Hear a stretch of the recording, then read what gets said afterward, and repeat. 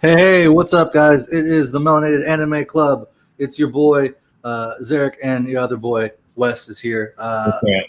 The other boy, young Matt, a.k.a. Pops, he is unavailable. He had to go. Usually we'd be roasting him for not showing up or for being late, but he's actually handling some diversity and inclusion stuff, and as a representative, that's important for him to go be doing that.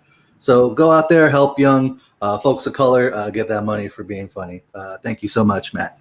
All right. So on top of that, we were actually going to mess around and try to like change up our format a little bit in the first place. We were going to start kind of doing it where this was more of like a chat, kind of conversational, interactive type of thing.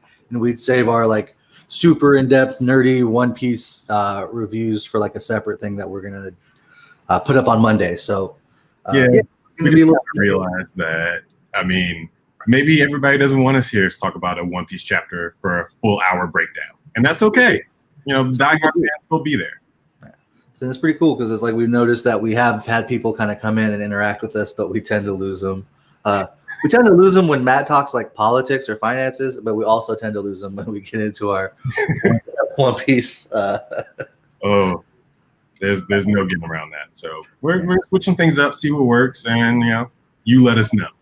Yeah, and we might kind of keep this chat kind of like a little kickback and kind of loose. So if you're on Facebook, feel free to hit those comments and jump in with us. And maybe for our One Piece reviews, maybe we kind of focus more of like, let's try to do a YouTube imprint with that. So we'll figure all this stuff out. We're still working it out. Appreciate y'all with us, aka you, the one person. Thank you. Oh, you gone? I'm sorry that I called you out. They got shy. My fault. That's usually what happens. So last week we were talking about how after what was last Saturday, tomorrow there's going to be a big event for fighters, and one of the big announcements, one I think that the community's kind of been hoping for, is that they finally announced that Master Roshi is going to be the new fighter for this season of himself. Yeah, literally, I think he's like the first master of like anything that was introduced in the Dragon Ball universe. Yeah, when Goku was training, like go to Roshi. That was we ran into Roshi, and that was what, episode 3. So literally, Master Roshi has been in since the 3rd episode of Dragon Ball. I'm gonna trust you on that one since you've been doing the Dragon Ball rewatch lately. So I'm just gonna not gonna. Well, it's like Bulma's the first person we meet, and then it's Goku, and then it's like Yamcha, and then I think like Roshi's not too far after that. Okay. I mean, Puar and Oolong and like some of those characters are also in there, but like they don't count. No, they really don't. Really counted in Dragon Ball, let alone Z. Yeah. So that's pretty dope, and he's gonna bring a different kind of feel to it. So as you know, like I'm going through all of Dragon Ball. I'm not super familiar with Super, but I know that he came in like super clutch. And, I recently rewatched like the whole Tournament of Power arc where he was featured, and he had like a couple of good fights. Like I like the scaling difference in like these universal battles and like how everybody got a chance to shine. Yeah, like they shouldn't be on par with like everybody else, but it's all just for fan service. Like we want to see Krillin do some destructiveness. Yeah, it's been too long. we want to see Master Roshi do like a big ass Kamehameha just because like the nostalgia. Man, I just want to see him get all buff again. And that's kind of one of the cool things is a lot of like the poses and stills that he does. There's like classic Dragon Ball moments that he's like doing. Like if I'm not mistaken, one of the taunts like in the trailer that he has is his like Pafu when he finally got like oh right, he finally got that face. Just like he's doing his little like dance, which is great. So. Yeah. I mean, there's a lot of fun stuff that can come with it. I really like the fact he doesn't have like his super dash. So it's going to make him kind of play. I mean, people are like kind of comparing him to Videl, how she doesn't have one either. But right. I think that like his play style is going to be a lot of fun, and he's going to be like a stopper. Like honestly, I want to see how like the containment bottle, the Mafuba, how that's going to work because they pull out like what classifications does it have? Like how do you unlock it? Like how do you even pull that off? Like what? Because there are certain parameters that have to be there for like some of the attacks, right? Right. I'm not a big Fighters fan, so I'm just referring to you. I mean, that's what I'm assuming. I'm assuming it's going to be like a defensive kind of stance, if you will. Mm-hmm. So it's like, you know, like you get hit in that, and then it's like they're going to do damage. But like, I imagine it's going to be like a super. I imagine they're going to get contained. I imagine it's going to take probably like 3 bars to probably hit. And if they do, I don't think it's going to be an instant kill. Like I think it's going to be kind of like when Boo turns you into a cookie and eats you. Like if your health bar is low enough, like sure it'll end the match. But if not, you'll just like be stuck out and you can't tag in for a little bit. You know what I mean? Like while you take some damage. So I'm thinking that's going to be the case. And maybe like if you're in the containment unit and like maybe the other fighters can, you know, do something where they can like knock out Roshi or take him out or something so that jar gets like unsealed. But like if Roshi takes you out and that jar sealed, it's just like maybe you can just straight up. I don't know. It's promising to be fun. That's what's exciting. But I think one of the funnest things to me about the whole situation is that they announced that Roshi's coming out in September, but there's still 2 more slots for the season pass. So are we another version of Goku? I mean, that's what the kind of joke is like we're gonna probably get like another. God, what other Goku could there be though? But I'm sure they'll make up one. I mean, one of the ones that I'm kind of pushing for is I would love to have a baby Vegeta. Ooh, yeah. Like that'd be a fun one. And they have GT Goku in there, so they could kind of maybe grab some more of the GT stuff in there. That'd be kind of fun. Super 17.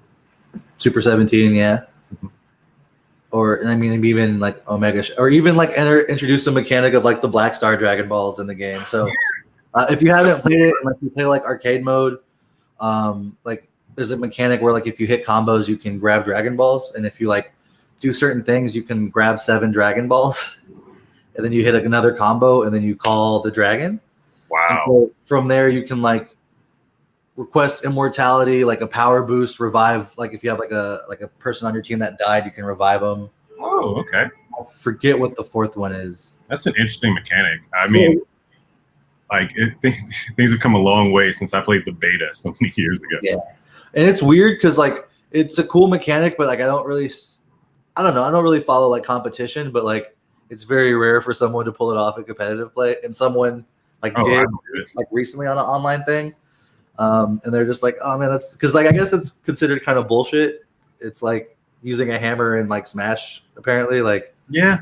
People are just like, that's fucking bullshit. It's in the game. It's in the game for a reason, but you're cheating. And it's just like, no, dude, it's in the game. It's supposed to be a game changer. Yeah, it's literally like you can literally like if you take the time to learn that hammer, especially like in the older versions, you could really Donkey Kong. You could leap upwards with that hammer and like land on the ledges. I used to love playing with items in Smash. Oh, that's the way to go. Everybody had to get all elitist and like, no, we're going to the final board. 4 stop, no items. Yeah, we want to play a legitimate fighting game with this 3-button fight setup for our Nintendo characters. We don't want to have silliness in it, even though it's Pikachu fighting Mario. I love just throwing a Pokeball and having like whoever. Just like. Oh man, my favorite was the Hitmonlee that would just like stop for a second and then just kick one person. Oh, and don't get the Smash Ball. Like that was amazing. Oh, once like the Ultimate Ball came through? Yeah. Wasn't that was one for Wii, right? Wii, yeah. That was pretty dope. But it does strike me as very funny that like we want our Super Smash, our Nintendo mashup fighter to be extra serious technical fighting games. It's like, no, dude, that's not what you're playing this. Like, if you want to be a technical fighter, go pick up a real technical fighter. Like, get out of here. Go pick up some Street Fighter. Go pick up some fighters. Pick up Tekken if you want to be 3D. Pick up. I mean, Dead or Alive was my jam back in the day. It's kind of fallen off, but like DOA 2, 3, and 4 were like, oh my god. Any game that lets you be a wrestler, you know that. I think like all the fighting games I used to play were like on like the older generations. Like I had Street Fighter 2 for Super Nintendo, and all I would do was play with Ken, and I would just get you, flip you into the corner, and then just do it again. And I would do that for hours until I got to Bison, and then it just wouldn't work anymore. And then I had to just keep button mashing and try to survive. Yeah, I was Super Street Fighter 2 Turbo for the Genesis. That was my like intro to fighting games, or should I say that was the one I probably sunk my like most time into early like that.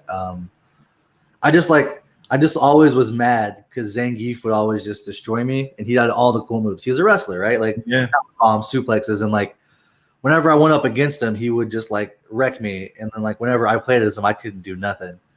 So that was like the early era of like getting on the internet and figuring out how to do stuff. Like, full circle. Oh man, this is impossible. But like that was my thing, is I just like worked real hard and got good at Zangief, and like to this day, if there's like a fighting game, like I will Street Fighter. If I jump on, I haven't played 5 in forever, but if I jump in, I'll grab Zangief, and I could probably, if anything, I can destroy you because you're not expecting me to do anything with Zangief.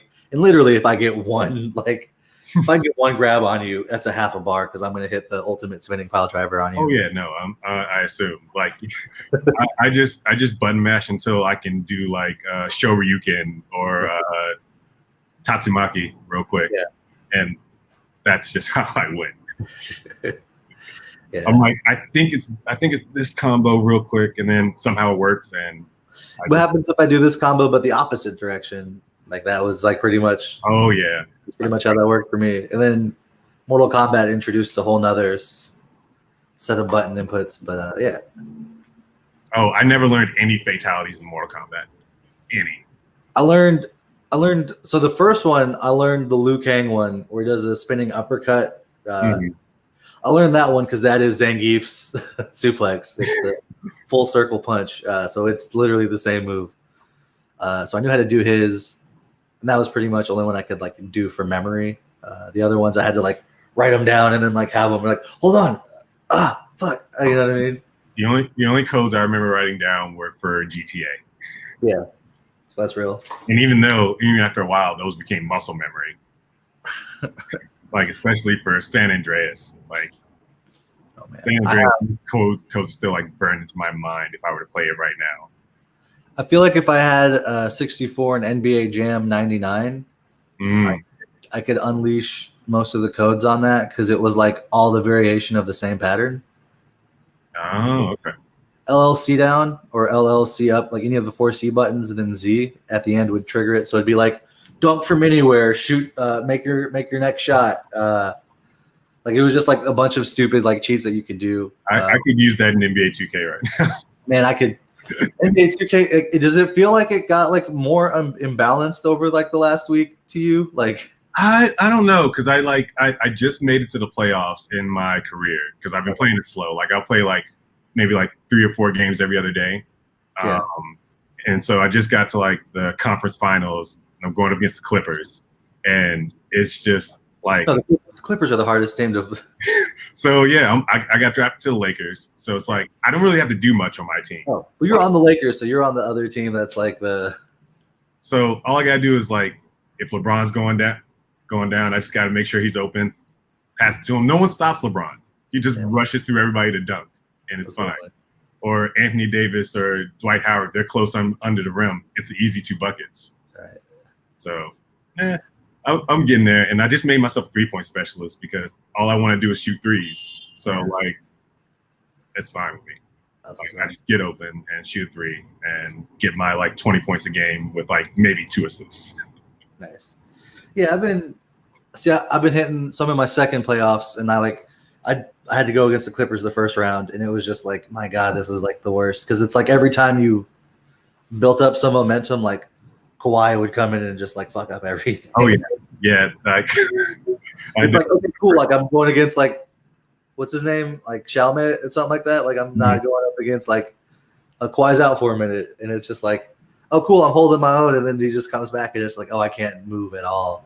Yeah, it's like once you get your minutes up, and then like the starters go out, and you're like, okay, I'm running this game. Then the starters come back in, and you're just like, I can't guard this man to save my life. Like I can't guard him. I can't get open to get a pass. I can't move anything with the ball. I can't get open. It's that, and my basketball knowledge isn't that great to begin with. So when I was making my character, I may not have put everything in the right place because my speed is like stuck at a 73. So my character is so slow. Trying to like keep up with all these defenders, it's a lot. But like I just use the coaching button to like set up a play, and I'm just like, okay, I'm gonna follow these arrows and get open and shoot. That's it. That helps, yeah. For real. I don't know. Like part of me is like I want to get 2K21, but part of me is like no, I don't want to pay for it. I'm not doing that. Like I told myself like I'm not gonna fall into this trend. I'm not gonna be that guy. For sure. All right, well shit. Let's hit it with this real quick. Cool. And dope. So another thing that I saw this week was that there was some updates from Tagashi, the writer of Hunter x Hunter. He was on famously, and like last week we kind of were making jokes about being on hiatus. Mm-hmm. And he kind of made a post on like an interview or on social media or somewhere I read where he was kind of talking about how he's out with he has a situation called lumbago, which is like a lower back medical issue. So he's been in like chronic pain for like these years. And that's the reason he's taking these breaks. And he said something about how like he's been in the hospital for like 3 weeks because there's a certain point where his back is just so like mangled and in pain where he can't even move like a centimeter at night of moving around. And so, so there was like a night where his wife was out. His wife is the writer and creator of Sailor Moon. She also has other stuff going on. And he had some like back pain, but he literally like couldn't move. He like finally got himself on the floor and crawled to get to the phone, and he had to like go to the hospital. That's like how debilitating his pain was. So imagine being hunched over drawing for hours at a time. Like, that makes sense. Like take your time. And he's like, he's kind of said some stuff about like having fear of not being able to finish the story, and even to the point where this was a couple years ago, but he's changed his Twitter handle to hiatus x hiatus. which is pretty. You gotta laugh at yourself. Yeah, it's a good joke in there. But yeah, it just does kind of suck that like, man, I never knew it was like that serious. So it's crazy. Get better eventually, please. Yeah, I want to see how Hunter x Hunter ends. Yeah, I took a break from it myself to like let some more chapters build up, but like I gotta know. Yeah, I mean, if you haven't caught up, like, there's no reason not to catch up with Hunter x Hunter at this point. There is some really good stuff that's going on. I think I might even want to reread it because that Succession War is like a lot of stuff. That's where I kind of like stopped because it was just like there was a lot of explanation and world building going on, and it was like it was a little overwhelming at times. Yeah, I mean, honestly, like I honestly don't have like the energy to even like really watch anime as much as I like would like to because I have so much stuff that I'm like, because for the last like 2 months I've been like, oh yeah, I need to start like Golden Wind of like the next JoJo's, but like I've literally like put it on and like 3 minutes into it I was like I can't focus on this right now. Like I think you need a certain amount of energy in you to start a new anime. Like, well, think about the next chapter of the version of the one I'm watching. Like I haven't managed to make myself sit down and watch season 4 of My Hero Academia. There's like that I can't abide by. Like season 4, I know it takes it up like 5 notches. I watched like the first like the recap, that first one. You never watched the first episode? Like no, I watched like the first like 2 of them, and it's like I just wasn't feeling it then. But like I'm starting to rewatch now from like season 1 with like my wife and some of her coworkers, and it's like, oh yeah, this is so hype. Like just Deku becoming Deku, like. And then like this, it's good. Yeah, well, like it's like tomorrow's I believe Stain shows up, so like it's gonna be. They just finished Nomu, so. Okay, all right, that would be cool. Yeah, so it's like something cool is on the horizon. Get some Stain ideology going. Yeah, and it seems like Laura's liking the villains more than the heroes, so that checks out. So, Hey, I mean, we all have that darkness inside of us. Whether you choose to accept it and see the villain's perspective is up to you. yeah. There's a lot of very good like little moments of foreshadowing that I missed the first time I watched it. Now that I know kind of what happens a little bit later on. Yeah, you get that on the second watch through all the time. Like, I started watching Seven Deadly Sins this week, and it has just been something that I've seen online, like so many memes, so many like recommendations of their like stuff to watch, and I was like, it's a Netflix anime. I'll get to it, you know. And it's actually, I like the lore of this show better than like the show itself, because like the show follows a lot of like usual shonen tropes and like, you know, the certain amount of like curviness and everything. And it's just like, okay, I get it. Like, just let me skip to some fight scenes and like some background as to like how this world is like built and like the power structure. That's all I'm really interested in. But like, it's still like keeping me interested. Like, I'm on the third season already, and it's been like a week. Nice. Yeah. Dang, yeah. I started reading some like mangas. Like I started reading one that y'all recommended, Demon Slayer. Oh, how are you liking that so far?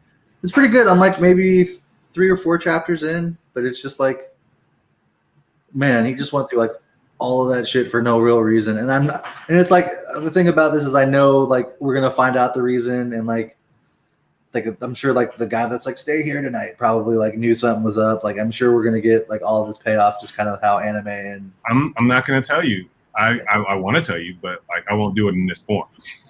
I got you.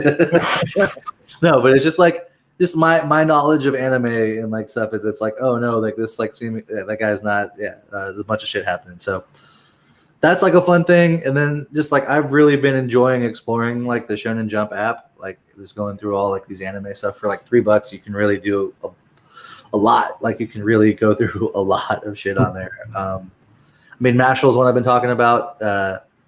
It'll be back next week, I think, but it had like last week off, and I don't know. There's just like a lot of like cool stuff, a lot of like weird pervy stuff that's like coming up with this new crop. Like I forget the dude's name, but like there was like a mangaka that thing got canceled. I think Act Age or something, because he's been a pedophile in real life. And then oh no, see, and then just the name you pointed out was just like that was a red flag right there. I don't like that.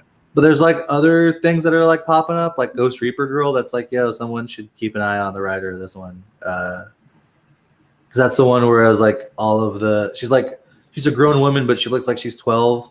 I hate that. Yeah. I hate that. I don't do that. There's like a bunch of demons that like want her to be in, like they want to possess her, but they keep using like the phrase, we want to be inside you, which is like the worst. And then like the guy that like saves her is like, oh no, I'm not a pedophile. I'm just attracted to young girls. Yeah. Can we do this? Yep. So it's just like, maybe keep an eye on that guy. Yeah. That's a little disgusting. No, don't want it. Yeah. So moving on. This is like a non-funny one of these. Yeah. that got a little too serious. Yeah. So I haven't started the Nuzlocke challenge yet. Okay. Only because like I need to take some time to like organize all my old cartridges, and like if I'm gonna restart one, I gotta like transfer like some Pokemon through like the systems and stuff. Just because like I can't. I haven't been able to bring myself to like erase an old game, because there's just memory and hours in there, and I just like you got to start from the beginning and just Nuzlocke your game saves all the way through. Then I'm thinking I may do that, but it's like a Nuzlocke saga. Like start off with what's the oldest one I got? Like the oldest one I got that I know I can play like right now would probably be like Platinum, and then the Silver remake. I'm thinking about doing the Silver remake. Was there like what's the most recent remake of Red and Blue? And then start from there. Oh, well, it'd probably be like the Fire Red and Leaf Greens, but like how long ago was that was a while ago. It's like the original DS, right? Yeah, And well, not even the original DS. That was like SP. That was like the Game Boy Advance. Oh shit. Okay. But they do have like the kind of ROM versions available on like the Nintendo Nintendo store for like $9.99. So that may be something to look into. But it's like, why spend the money when I could probably just download a ROM? I didn't say that, but I did. Yeah, so I'll figure it out. But I definitely want to do this, and it'll be done within the next week. I just have to go through my own challenges. Yeah, I downloaded the software, and it's a lot to learn new media software, especially when you're trying to learn other media software. But yeah, I got to figure out a way to capture quality footage, so I can have my like bank of like Dr. Chopper video footage for my music video challenge. So I have like the audio. I know the Tony song I'm going to grab. Mm-hmm. Got that all unlocked. But now I just got to figure out a way to, like in music, it's like how to cut samples. But I got to figure out that for video. Do I just like log in and just like run my Hulu and my like Funimation and just like screen grab?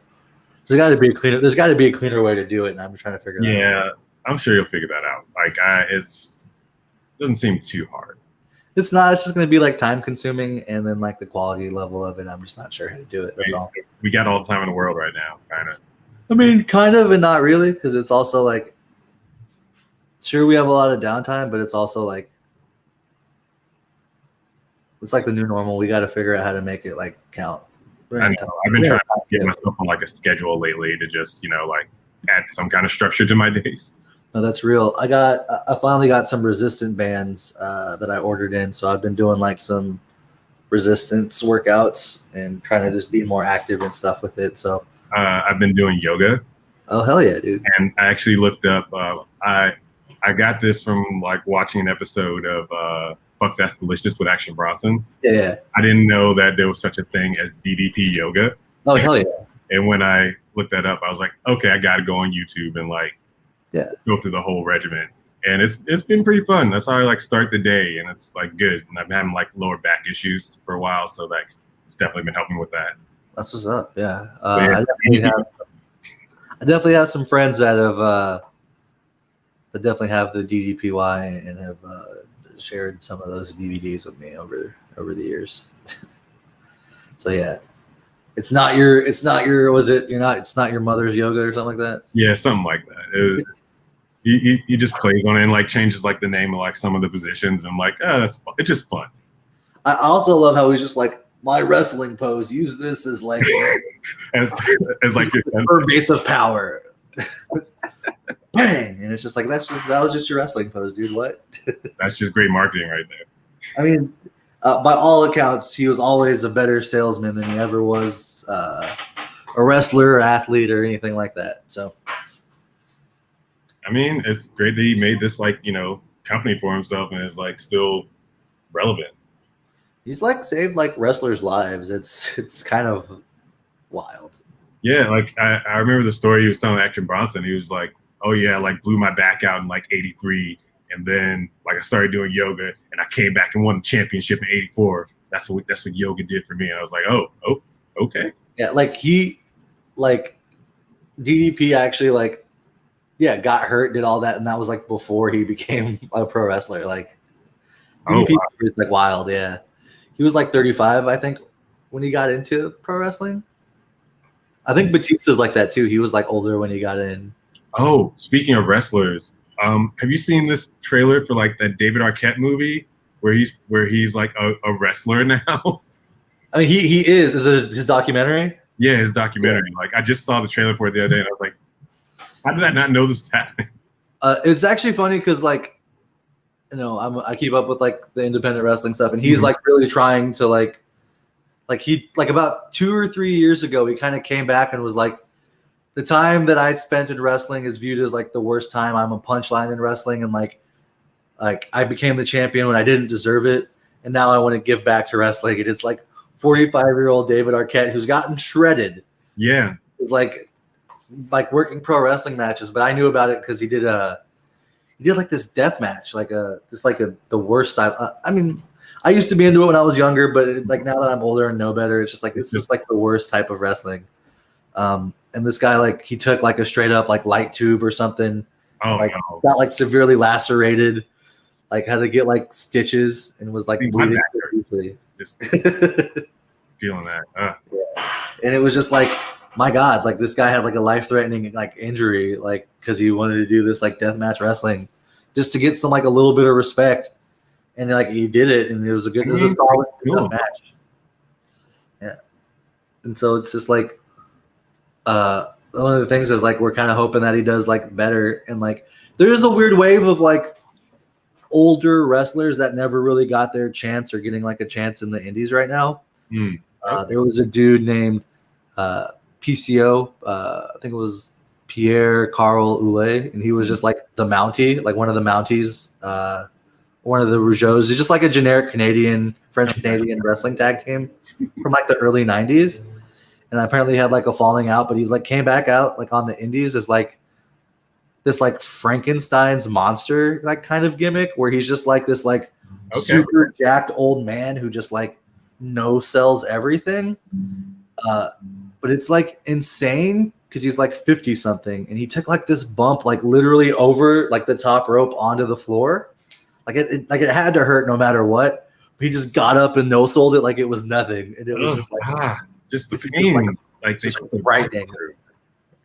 But he finally got like a world championship like run that's like a world title that's viewed, as like a high level world title that he never had on anything else. But he's like in his 50s is having the best run of his life. Like that's awesome. Dustin Rhodes, Dustin Runnels, Goldust back in famous as Goldust. He's like an AEW, and he put on some of the best matches I've ever seen him do. Like, yes, he's always been good at like I'm a big character and flamboyant and stuff, but like he was just kind of like putting in work, and it was amazing to kind of see that he's just like literally putting on the best like technical matches of his like career. It's amazing to see what happens when you just switch a company and like what they can do for you, and like more promotion, more opportunities, like just more time out there. Yeah. Well, it's also like it's cool with AEW because it's like, back in the day when he jumped from like WWF to WCW, WCW was still like, he started off with WCW and they were like, no, you're Dusty Rhodes' kid. That's going to be your gimmick. And he just kind of was himself. And when he went to WWF, he was like, I just want to be a big character. I want to do something so different.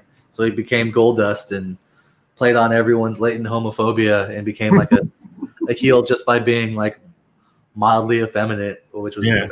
I mean, it started off that way, and then it got like just straight up into like kind of offensive territory, but he was just like into it. But I don't know, it was just like he went to that, and it's like when he left there and went to TNA or went to WCW, it was like, oh, don't be Goldust. We're gonna cover you in silver and call you Seven. You know what I mean? Or you're gonna just be like some other like creepy character. And this time it just felt like it was him just like, this is who I am. I paint half of my face to like acknowledge like what I've been. And they're just like, I'm a man who's just trying to like last in this world, last of a dying breed kind of thing. And it's like been some of the best work I've ever seen from him. I don't know. I feel like we're kind of in a cool place because I feel like kind of taking that analogy with like manga and anime, I feel like we're starting to get there with some people. Like, I don't know. I feel like is Dragon Ball Super over? Like I keep hearing the manga's still going. Okay. I actually just read the latest chapter yesterday, and I still enjoy it. Like there's of course there's another new villain, new higher power levels to reach just to beat him. Well, a whole other power set, right? Like kind of yes, kind of no. They still play on the Ultra Instinct thing, but like Vegeta took a different road that led him to like the planet Yardrat, where like Goku learned the instant transmission, so he was training there for a bit. And this new villain, I'm trying not to give too much away. It's just like he's complete hacks. Like, well, yeah, he's like, from what I understand, he's like level 6 Impel Down, but of like Dragon Ball Z Super Galactic. Yeah, like from the Galactic Prison. Yeah, like he's been locked up for like thousands of years, and like he has old magic that like helps him, and he can feel energy from planets. Like it's a whole thing. But like in the chapter before this, he literally murked everybody. Yeah, everybody got the floor wiped with him. I think that image got shared like everywhere. Like Goku has the hole through him, and he literally punched the hole through Goku's chest. Yeah, which we've never seen before. So, yeah, it's still interesting, and I still like reading it. And because it's like a monthly, it's like an extra long chapter of like 50 pages. So like, I still like. Is that how it goes? So instead of like once a week, it's just like once a month, but it's like a super chapter. It's like every month on like the 20th or 21st. Okay, that sounds dope because it kind of feels like sometimes, like especially lately with like Mashal, especially with Mashal, that it's just like everything goes through so quickly. Mm-hmm. And like, well, at least One Piece right now is just like so fucking dense. And again, we will talk about One Piece more in depth on Monday, but yeah, I mean, we can't like not talk about it, but just like this chapter was great. Check it out. The official will be out tomorrow, but 988. Check it out. It's 12 chapters away from chapter 1000. And who knows what that's going to be, but it's going to be big. It's got to be big. Yeah, like at first I was like, I don't think it's going to be this year, but I'm like, it's only 12. It's only 12. There's a very good chance New Year's, like the last one of this year, the first one of next year is going to be 1000. And I'm sure they're planning for that. That's just like too big of an opportunity to miss. Yeah, but the way they handle Golden Week, my guess is going to be 1000 is going to be December 27th. That last Sunday will be the official. I'm ready for it. If I was to make a guess, that's my guess. I have nothing to base that guess on, but that's my guess. It's your intuition, it's your gut. That's all you need, especially on the internet. All right, yeah. Well, dope. Is there anything else anime or manga related that kind of happened this week? Trying to think. You viewer? No, you're gone. All right, well, gave us a like. I'll take it. Okay. Oh, yeah. I don't think I got anything. All right, well, dope. Yeah. We'll get back to you with more segments and bits. We're trying to reformat, if you can't tell. Mm-hmm. On Monday, we'll start the chapter reviews for One Piece. And we'll kind of figure it out from there. Matt will come back. Will be a lot more entertaining because he's the entertaining part of the show, as we found out today. So clearly. And dope. Yeah, thank you all so much. And do you have any recommendations or anything? Let's see. What can I recommend? Something that's really good. What did I just finish watching? Oh yeah, besides Seven Deadly Sins, which I've been watching like all this week. Like I said, like if you can ignore the traditional shonen tropes, like there's a good story there, like embedded behind all of it. But like it's still like funny, and if you're a fan of anime, you'll probably like it. That's what's up. Well, dope. Yeah, I mean, I don't really have anything new, really too much to recommend. Yeah, I mean, just like check out something new, I guess would be my recommendation. Find something weird and then read that. Got like a big like wrestling weekend this weekend. Takeovers night and then SummerSlam's tomorrow, so I'm gonna probably. That's right. And like I haven't caught up with so much that I just like randomly watched an episode of SmackDown like the other day, and it was like, what is going on? Oh man, okay. So talking about SmackDown, I watched SmackDown yesterday. The big thing is that they're in the WWE Thunderdome now. Yes. Oh yeah, that random thing that they're doing. It's insane. The underground. No, the Raw Underground is something completely different. Oh, sorry. So now they're live shows. So I think like the Amway Center. So I think where the Magic play. Mm-hmm. I think they gave them access to like do their shows and stuff in there now. Mm-hmm. So what they've done is like they have their ring set up, but instead of like seats, there's just like rows of screens, and it's just they have a bunch of like people like this. Like this is like what it looks like. And so it's like a big room call. But there's people, yeah, exactly. But there's people like on the front that are bigger, and the people that are in the back are smaller. So it's just like a really ridiculous visual, especially because like whenever they're doing like intros or anything, they just like cut out those people and put in like cool graphics and stuff. But it has this like really weird effect where like the wrestlers are talking, but like everything around them is clearly LED, which just makes them look like they're in front of a green screen. Okay, I got to watch this last episode then. Well, like apparently, like all of the stuff, like they tested it on SmackDown, so it'd be ready for SummerSlam. Okay. Go ahead and watch SummerSlam. They got to make it look special since there's no crowd. Like it's still so weird that there's like no crowd reactions. Like that's half the fun. Yeah, they did the thing too where it was like they had like NXT wrestlers like in the audience. It was like with their masks on and stuff. We're masks and they're 6 feet away, but like we're a tag team, so we get to sit together.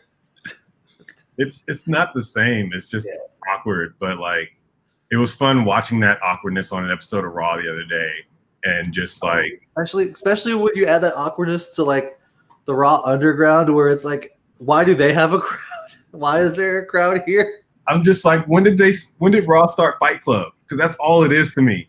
I mean it's different. I dig it. It's something, but it's just like it's a different type of fake fighting. So we have two types of like Shane McMahon. What are you doing?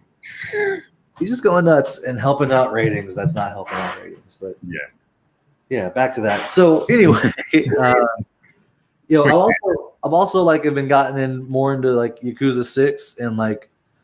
I've been playing the other ones, and like 4 and 5, you're like 4 different people, like all of these like storylines are like weaving together. This one, you're just like Kiryu. It's like his story, and it's just like you're only him. You're only in like 2 cities. You're not going through like 4 cities, and so it's like, oh man, this is kind of boring and repetitive. You have to deal with a baby, but I just kind of got to the point where like I have unlocked stuff, and it's like I've unlocked spearfishing, baseball, and like essentially. Like it's called the clan creator, but essentially it's like gang warfare, but you're like the leader. Okay. So instead of like fighting like you normally do, you're like putting mission leaders and like strategy. It's like a tower defense game essentially. Okay. Like you recruit fighters and stuff. So that's been a lot of fun. So it's like I started unlocking like more of the game, and it's like it's so good. I really recommend that series. If you got like if you got like $20, get the original like Kiwami, start there. If you got like $60, get like the first trilogy where you get Kiwami 2 and 0. If you got $120, get that package plus the remaster. If you got $140, get all of that plus Yakuza 6. And if you got more money after that, just pre-order Like a Dragon. Though Like a Dragon's gonna kind of change up the game completely. So I really just consider these 7 games as like its own thing until I play that one and get proven otherwise. But these are all like action brawlers. Like I said before, it's like imagine in your mind the spiritual successor of Shenmue with like the exploration and storytelling. But there's also a bit of Streets of Rage in the sense that you're walking around and just beating up thugs and beating up people. And like fight, boss, fight, boss. But there's like story and stuff going on. And then imagine your combat is very heavily influenced by Virtua Fighter, and that's what you get with Shenmue. Okay, so, I haven't played Virtua Fighter in forever, but it's coming back to me. I know, but like I said, like it's those are the 3 games that I think like you take the Sega games of that time, and they're like, man, we want to make something that's perfect for the mid 2000s, and then like they created the Yakuza games and have kind of just like let it follow the trends throughout the time. It's a fun time capsule too, because it's like. Each one is very specifically in the time that it's done. You know what I mean? So like the first one's in 2005, like, you know, the dude did something in 95, went to jail for 10 years and came out, and it's 2005. And it's like a cell phone. What's this? Like, it's very like, but then like, you know, when you get to like Yakuza, like 3, I think, which is where you're like 2009, he's like a smartphone. Oh, I know how to use a cell phone. What, a smartphone? What is this? Like, oh, God. And then one of the big ones is like, Yakuza 6. So this is the first one that's for like PlayStation. And it's like one of the big things is like you had to go to like a payphone to do your save points. And so in 6 it's like no, we're in the age of smartphones. We don't have payphones anymore. There's an auto save function. It's like that's how they incorporated it. It was just like very fun little things like that. That's like really cool. So it's like if you want to see what Osaka and Tokyo were like in 2012, play Yakuza 4. Like if you want to, I'm mildly curious. Yeah, and then like again, the one that's coming out in November. It already came out in Japan this year in like January, but it's set in 2019 or 2020. I'm not sure the exact time frame, but it's like a modern game. But it's not in Tokyo. It's not Kiryu, and it's not a brawler. It's going to be a turn-based RPG. Okay, that's completely changing the game. Exactly. So that's why I'm like, I don't know if I consider it the same thing. I'm still excited about it nonetheless. I'm expecting the same shenanigans. Turn-based RPGs have to be really good. Well, it's like I don't know. I think it's like an action turn-based RPG, like Final Fantasy 12 or 13 kind of was. Okay. At least I hope that's what it is. I hope it's not like 15 because 15 was the first one that I like played all the way through, and like the combat was kind of like whatever for me. And everyone's like, "Oh, that's the worst combat," but it's a great story, better than 13 and 12. So you just reminded me that I have to finish my replay of Final Fantasy X because that's the only Final Fantasy game that like I ever owned that like I almost got to the end of and then just stopped because it got ridiculously hard, and then I didn't do as much grinding as I should have done like earlier in the series because I had like the strategy guide, so I knew exactly how to beat the people I wanted to beat, but like I didn't put enough like grinding into like boosting everybody up. So when I got to the end, it was just like ridiculously hard, and I just gave up on it and abandoned that game. Although I could find my PS2 in my closet and like try to figure something out, but we'll see. It's actually a funny story. So I think it was like 2002. I had like gotten money, earned up money or something, and I was going to buy a new console. And before I bought a console, you go to your local Blockbuster and rent a console and test it out. So I rented a PS2, I rented Final Fantasy X, and I rented like whatever. I think Tekken Tag. I think it was the one. I don't remember. Yeah. I don't remember, but like those were like the games I was interested in. I didn't know you had to get a memory card.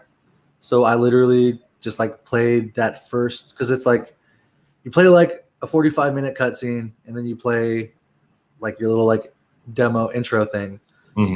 Like you didn't know anything about Japanese like JRPGs before that, and just got destroyed immediately and had to go back and watch that 45-minute thing after the third time. I didn't want to play that thing anymore. No, yeah, like that's how I felt like when my cousin first got like Kingdom Hearts, and like I didn't have it, so like whenever I'd go to her house, I'd like play it from the beginning and like have to go through like all the beginning story mode and like maybe get to like Alice in Wonderland and then like stop and then start all over again. So like I get that. But like when I rented the Xbox, I had a built-in hard drive, so I didn't have to worry about that ever. So I was like, "Oh, I'll buy an Xbox," and I'm glad I did that. Xbox, the original Xbox. I feel like a lot of people didn't have it or play it a lot, but there was so many weird, solid games that like no one else knows about. I appreciated the Fable series a lot. Fable was dope. Fable was one of the. For me, the reason I bought the Xbox was when I rented the Xbox, I rented Jet Set Radio Future.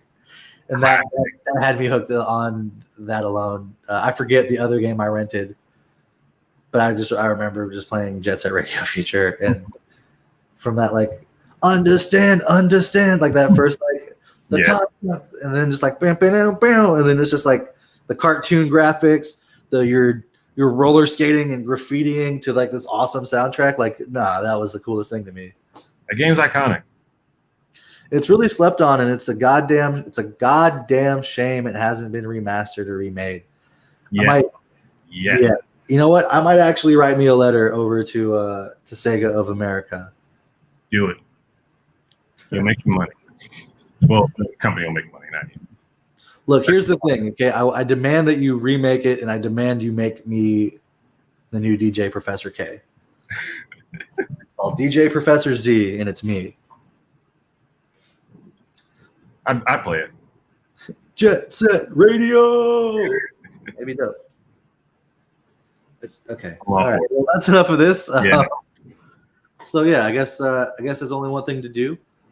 We are in the middle of a global pandemic, and I know it's kind of tough out there. You're supposed to be like staying inside and not like meeting up with people, and it's really hard like to kind of keep up with that. I know that it's kind of draining on me, and I'm honestly at the point where it's like, yo, fuck it, let's go meet up, but let's like hang out outside or do something. I don't know, but it's probably not smart. But parks of home. Yeah, do what you need to do. But at the same time, take care of yourself, and if you can, help take care of other people. When you're down and you're out, I always feel like helping people out is a good way to help yourself out. So, if you're at the grocery store and you can help pick something up for like your neighbors or someone that maybe has an issue going out, try to be helpful, try to help them out. And even if you're just helping yourself, whether that's like taking the time to learn how to bake some brownies, or if it's taking the time to actually cook yourself a real meal, or just even taking the time to sit the extra 15 minutes in your shower and just enjoy it. Take that time, enjoy yourself. There's really no rush. And like I said, it's a tough time. We're all kind of struggling. But honestly, now more than ever, keep it easy and keep it creamy. I hit it too early, but earlier than late. Y'all have a good time. We'll catch y'all on Monday with the chapter review. And otherwise, we'll see you next week. Invite your friends, make your comments, and thank you for your Paris Christian. We appreciate you. You have a good one and keep it creamy. We out.